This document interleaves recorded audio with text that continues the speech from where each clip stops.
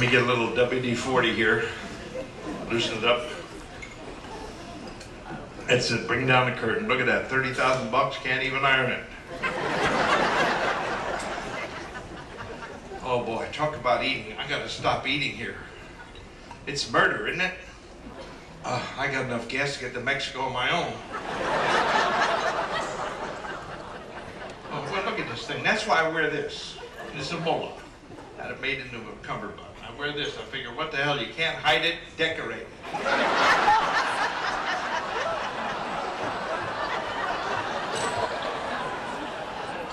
I can't get rid of it. A lot of you guys know what I'm talking about. Get past a certain age, and if you got it, you got it. It will not go away. It's called a gut. So I figure, okay, I got it. I can't get rid of it. Might as well take care of it. So I feed it. I give it everything it wants. Wants a pizza? Wham, got a pizza. Wants 4 desserts? Goes straight down, goes, thank you. Had it a long time. Used to be my chest. Damn gravity. Sure, when I was 20 years old, I had great big arm, great big chest. I played football, basketball, every kind of ball. Had great big pecs, and I got 2 brown dots in this damn thing. Used to be able to eat too, like in that dining room, 7, 8 times a day. 5 steaks, 14 vegetables, 4 desserts, quarter milk without taking a breath. At the end of the day, maybe 1 little burp. Burp. Now I eat 1 roll. And it sits right here. And I'm making noises now I never used to make before. My father used to make those noises. He'd come in after dinner and he's gonna make those noises and I'm getting out of here. Now I know what it is, you eat 1 damn roll, you're going, hi, how are you? I don't know. Used to wear windbreaker and that's my nickname.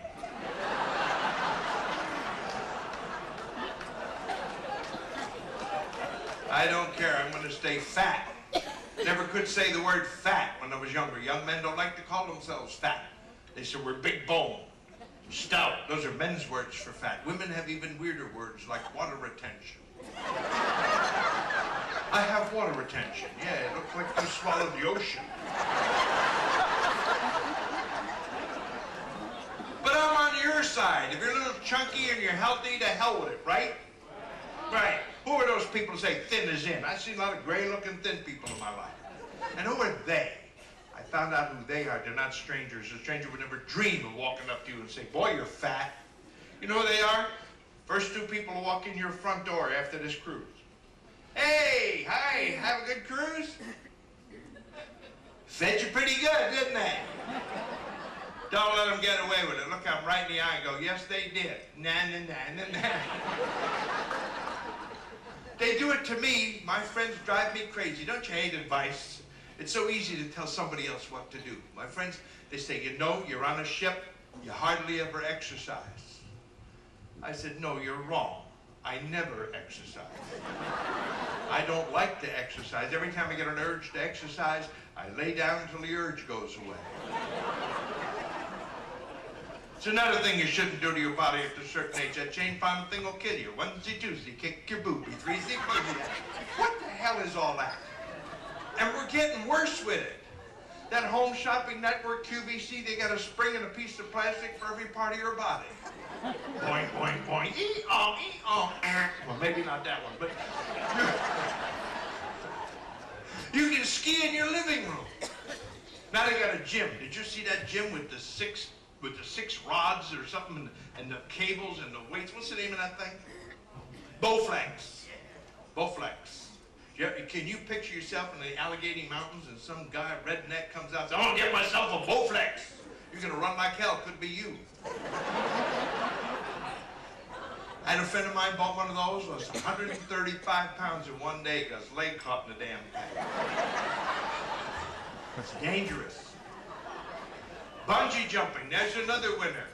Tie a cord around your belly and leap into nowhere. I did it once, it was called birth.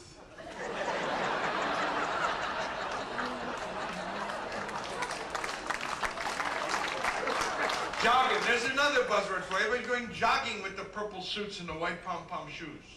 I ate a $60 dinner. I'm not about to jog it. I'm going to ease it into a sofa.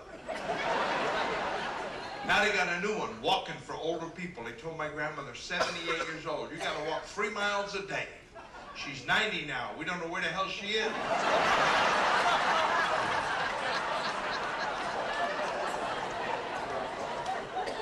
Jogging. I'm jogging today, I see one of them smile. You ever see a guy coming out of a spaghetti house? That's health. And that's another thing that you're all going to do to yourselves at the end of this cruise. What are you going to say to yourselves the last day, the last dinner, the last mouthful, or the last dessert? Gotta start tomorrow. We are the dietest crazy people in the world. I've seen the silliest things in that dining room. I've seen people have 4 desserts put sweet and low in their coffee. And you know who you are too, don't you? You want to lose weight? Sew your mouth shut. I've tried every diet in the world. I was on saccharin for 9 years. I got artificial diabetes.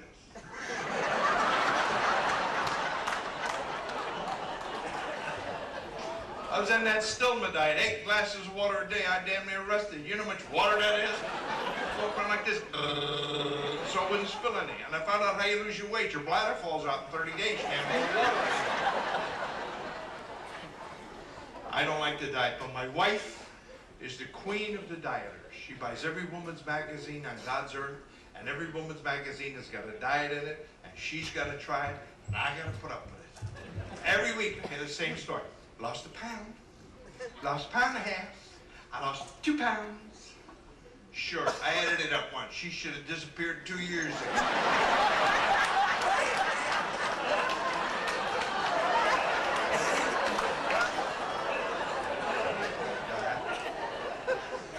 Well, my doctor gets on my case every once in a while and says, Ben, you got to get rid of some of that weight. I said, look, I'm Italian.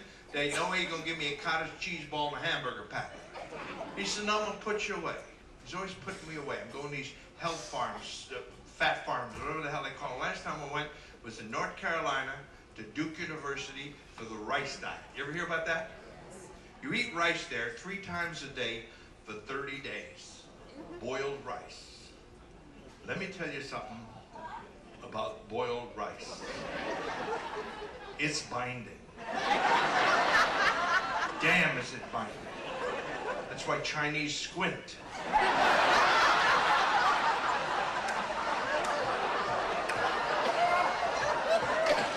I get up in the morning and listen for toilet flushes. Who did that? How'd you do that? I want to do that.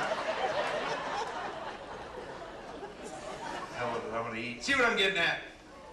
Is that most comedians make fun of politics, things like that. I don't. I make fun of men my age. Because nobody ever talks about men my age, and we need help. We do. They say women go through a change of life, and they do. They got pills for it. They got clinics and doctors and self-help groups and books and all kind of things. Men go through the same thing. We will not admit it. It starts with the hair. The hair starts to disappear. So what do? We comb it straight forward and swing it all the way around and hide every spot. You can't even go out of the house without checking with the wind. You look like a scalped Indian. We walk around saying, I got the same waistline I had when I was in high school. It spells down by his crotch and stuff. Can't even see his shoe. We need help. Well, like the hair, for instance. Now, the hair doesn't disappear. It moves. Where I want it, I haven't got it. It's coming out where I don't need it.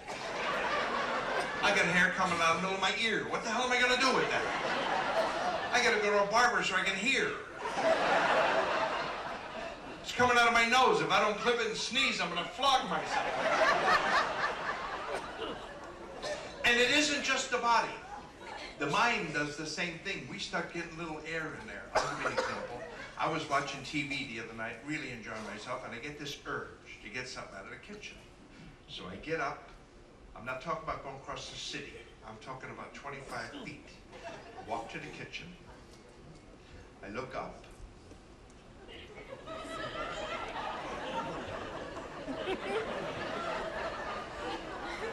I don't even know how I got in the kitchen. Staring, I said, I came here for something. Gone. I was really worried about it. I went to a psychiatrist. I said, I'm losing my memory. What am I going to do? He said, pay me in advance.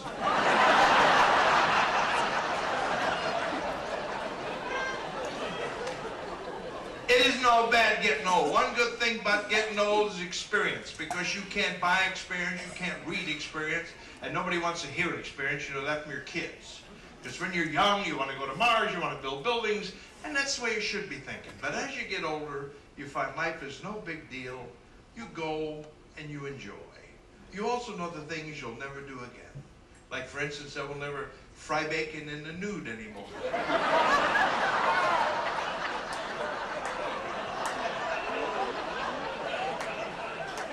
Never eat beans and prunes in the same meal.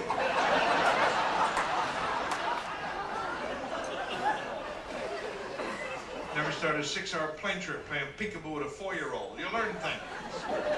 And things happen to you you don't want to happen to you. When I was a kid, I could see like an eagle. All of a sudden, get up one morning, couldn't see that well. So I went to an eye doctor. He gave me glasses. Everybody wears glasses, no big deal, but not just glasses. With the 2 lenses on each side and the thing in the middle. Bifocals. I can't deal with bifocals. I don't even enjoy talking to short people anymore. I don't know where they are. Another thing we get accused of, especially by children, as you get older, they look at you and say, you know, you look mad all the time. We're not mad. After 50, your face falls. If we could walk upside down, we'd have the damnedest smiles in the world. But we do get shorter tempered as we get older because we know better and we don't like people fooling with us. I'll give you an example. I was driving my car in this parking lot looking for space. Brand new Cadillac cut me right off. It already irritated me. The guy pulls in to the first handicapped slot by the door, gets out of his car, starts walking across the parking lot, not a damn thing wrong with him. I ran him over.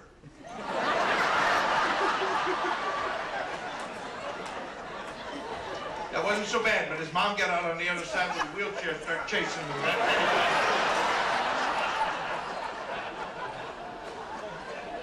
You guys are coming. And my real name is so long that it doesn't fit on anything. My real name is Benito Rocco Vittorio Manuele Tommaso Masselli. And just to prove to you that I'm Italian tonight, I'm going to sing a nice romantic Italian song. Can I have the sexy lights, please?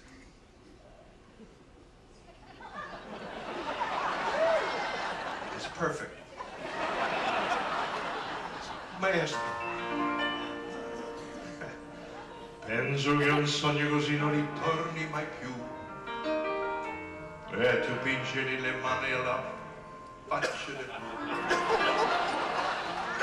feels good.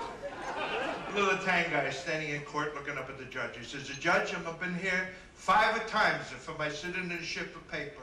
I must study very hard, but I don't think I'm going to pass it because I know speak do good. The judge looked at him and says, don't you worry, this is the time you're going to pass. Per improvviso del nido dal vento rapido, per cominciare a volare nel cielo infinito.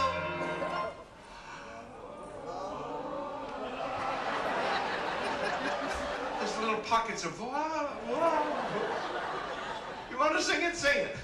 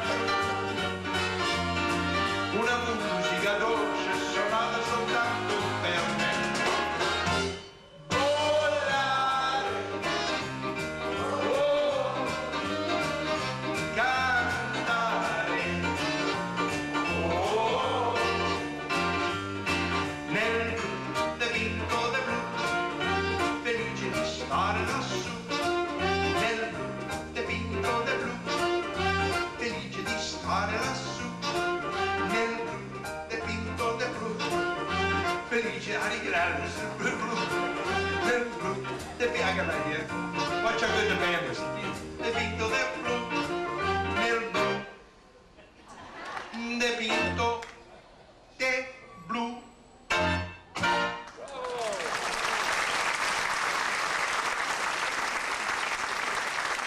See, now, I did an Italian song. I told an Italian joke, and I'm Italian, so socially correct. And now I'm dead in the water. Isn't that silly?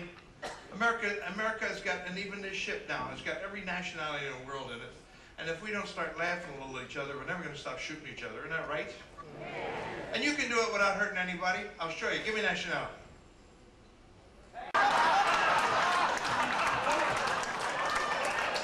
Guy walks into the store and says, give me a pound of kielbasa. Clerk looks at him and says, you must be Polish. He says, why do I have to be Polish? If I walked in here and ordered a pan of lasagna, you wouldn't call me Italian, would you? He says, no. He says, if I walked in here and wanted a bag of bagels, would you say I was Jewish? He says, no. He said, why do you think I'm Polish? Because this is a hardware store.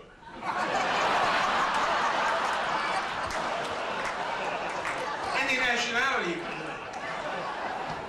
Give me another one. Irish? Irish. Okay. Oh, I got an Irish joke. In church in Ireland, there's a man walked in and he's really down and out. I mean, he's really just depressed. He's got his head between his hands, and the old Irish priest stops and takes a look and spots him. He goes over, he says, my son, you look like you're having trouble here, are you? He says, aye, Father, it's terrible. He says, I've invested all my money in an American company, and the economy is going back down again. And he says, I think I'm going to lose it all, and I'm going to lose my family, my house, everything. He says, you've come to the right place, my son. He says, take this your Bible. You go down by the river, and you pray for an hour, hard. And then at the end of the hour, you open up the Bible, and whatever it says you do, and you'll have good luck. Guy gets the Bible, leaves, doesn't see him for 6 months. 6 months later, he walks back in the church. He's got a $1,000 suit. His family's with him. He takes a $20,000 check and pops it into the pot. And the old priest spots him. He says, I know you. You're the man with all the trouble. He says, not anymore, Father. He says, did you do what I told you? He says, I certainly did. I went down and I prayed for an hour. Did you read in the Bible? He says, I did. Did it help? He says, most certainly. He says, what did it say? Chapter 11.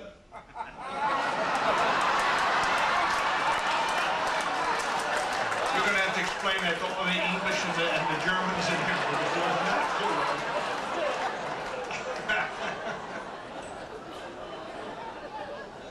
Give me another one. What? Mexican? Okay. 2 little Mexican kids. They're going to go on a trip in the middle of winter to North America, and they're so excited because they've never seen snow.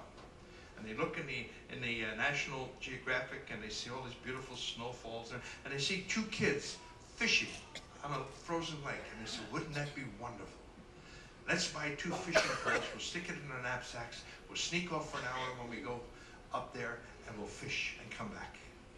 Okay, they go on the thing, they're walking around, they do all their things for a couple of days, and they go off, and they see this beautiful expanse of ice. They go out on it, they cut a hole, and they start to fish. And they hear a voice from above. There are no fish under the ice. Oye, Pedro, ¿ha oído eso? Sí, cómo no. ¿Qué es? No sé. They keep fishing. They hear the voice again.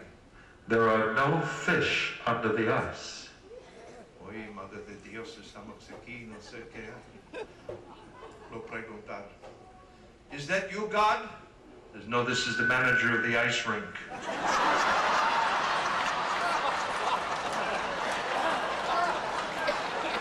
I tell you, that never hurt anybody. Give me another one. Canada. There's this farmer who's driving this pickup truck down the road, and he's moving along pretty good because it looks like it's going to rain and he wants to get home. Well, a brand new Mountie policeman stops him. This guy is spick and span, just out of college, just out of the book. He never did anything before in his life, but he's going to show off how good he is. He says, pull over there. He says, you've been speeding there. You know, you can't do that here. That's a no-no. You can't go on speeding. It's against the law. He says, I'm at the right job. Give me your license. Gives him the license and starts to write off. He says, you gotta be careful on these roads. We don't like people to go over the speed limit, you know. And he goes on and on and on. And the farmer looks at him, and he notices there's a bunch of flies he's waving away all over his head.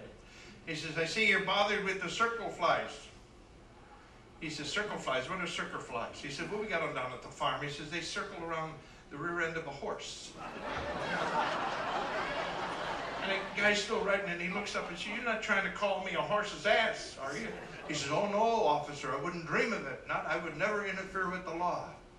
But you can't fool those flies.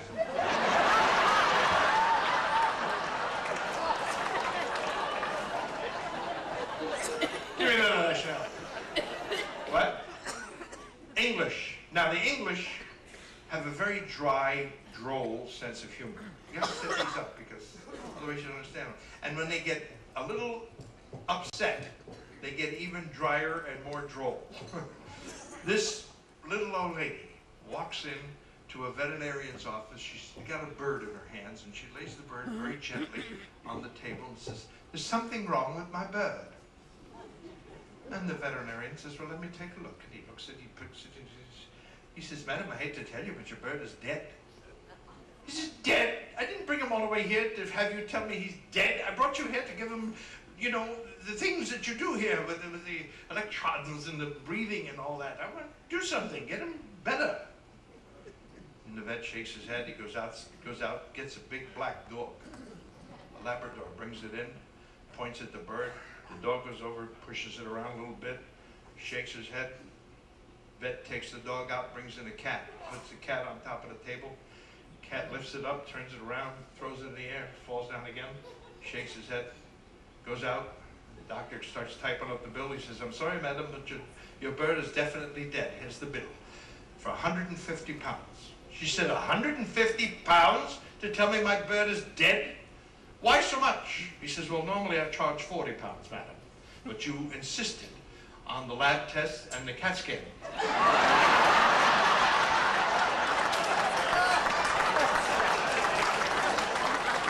A silly joke. Give me that one. What? Berlin? Well, that's Germany. Okay. German men love to hunt. This is a weird joke. They love to hunt, but they get the jackets with the patches on the arms, you know, and they get the felt hats with the feather and all that, and they go to the Black Forest and they hunt every year. Well, this one guy got fed up with it. He wanted to hunt something different, so he goes to Russia, to the Ural Mountains, and he sees a little patch of snow, and he's going to hunt polar bear. So he gets down in the snow and he waits, and sure enough, here comes a polar bear. He takes aim, he shoots, he looks up, and he missed. He gets a tap on the shoulder. It's the polar bear. He says, "You tried to kill me." It's a southern polar bear. Well, I don't know how the hell to do a polar bear. He said, "You tried to kill me. You got two choices. You can try to run away, in which case I'm going to catch you and rip you apart, or we can go to the cave and fool around."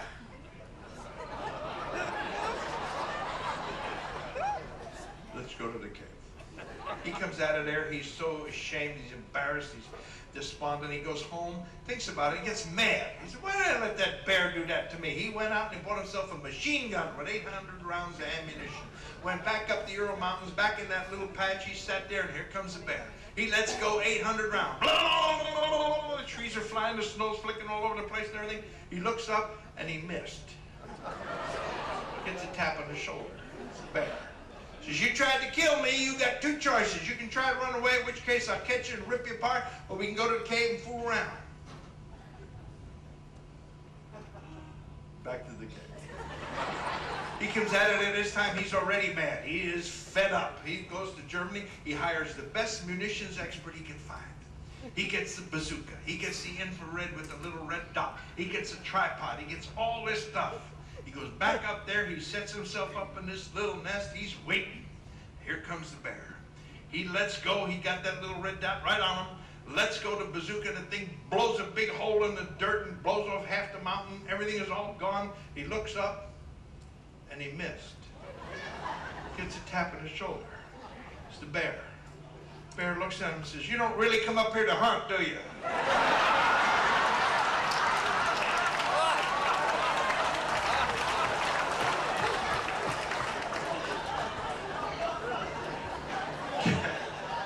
Got any more?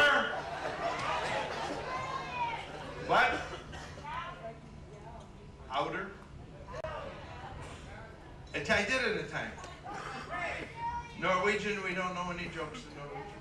No, they own the company. We don't fool around with jokes. Jewish. Yeah, Jewish. Jewish I can do. Give me a Jewish note. Havana Gila. Ha, ha. Oh boy. Ooh. How do you sing that song? I sang that song all the way through one night. My throat was killing me. I got up the next morning. I went down to the doctor's office. The nurse comes out. I says, "Is the doctor in?" She said, "No, come on in." So good song.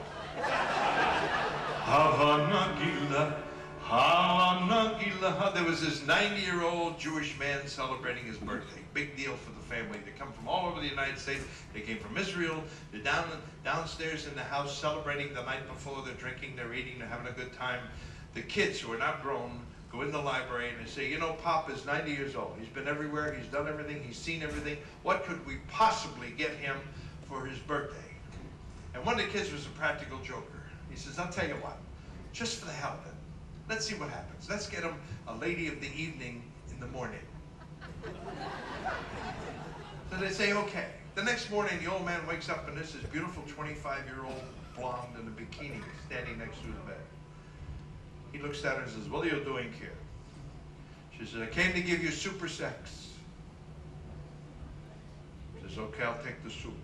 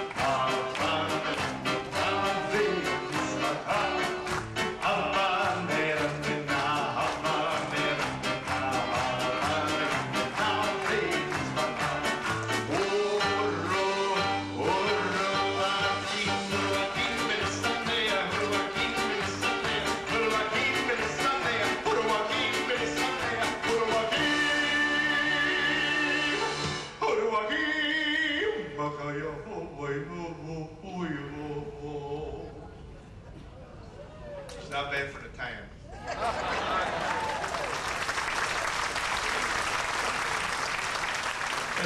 I made a lot of fun of nationalities, and I hope it was all